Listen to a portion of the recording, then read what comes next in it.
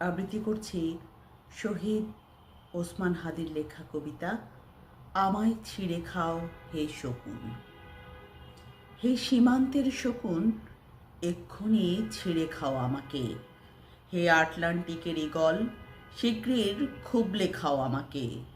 হে বৈকাল হ্রদের বাজ, আছড়ে কামড়ে ছিন্ন ভিন্ন করো আমাকে। আমার রক্তরসে শুধু অসহায়ত্ব আর অভাব। কাগজের কামলারা তারে আদর করে মুদ্রাস্ফীতি ডাকে। ঋণের চাপে নীল হয়ে যাচ্ছে আমার অনুচক্রিকা। সংসার চালাতে অন্তরে হয় ইন্টারনাল ব্লিডিং। কি আশ্চর্য, তবু আমি মরছি না। ওদিকে দোজকের ভয়ে আত্মহত্যা করবার সাহসও পাই না আমি। খোদাকে বললাম আমি মরতে চাই। তিনি বললেন বেঁচে আছো কে বলল? সহস্রাব্দ উন্নয়নের সাক্ষী হিসাবে রাজা তোমাকে মমি করে রেখেছেন। বাজারে দীর্ঘশ্বাস ফেললে নাকি রাজার ভীষণ বদনাম হয়। রাজারও মন খারাপ হয় খুব।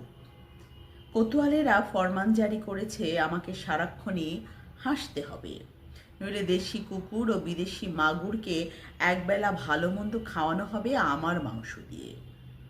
নিত্যদিন ব্রয়লার মুরগির ভুঁড়ি নাকি ওদের ভাল লাগে না। অথবা আমাকে ভাগ দিয়ে বেচা হবে। মানুষেরও তো মানুষ খাওয়ার স্বাদ হতে পারে, তাই না? ভাগ্যিস তা বিদেশি সুপার শপে বিক্রি হবে না। দেশি মানুষেরই তো হক বেশি আমাকে খাওয়ার। এই দোজকি যখন নিয়তি, তখন আমি উদাম হয়ে ডাকছি দুনিয়ার শ্রেষ্ঠ মাংসাশী বিভক্তের।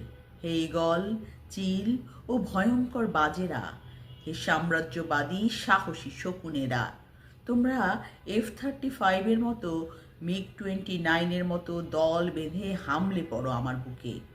আমার রান থান চক্ষু কলিজা আজ সব তোমাদের গনিমতের মাল। দেশি শুয়োর খুবলে খাওয়ার আগেই আমায় ইচ্ছে মতো ছিঁড়ে খাও তোমরা। দোহাই, শুধু মস্তিষ্কটা খেও না আমার, তাহলে শীঘ্রই দাস হয়ে যাবে তোমরাও।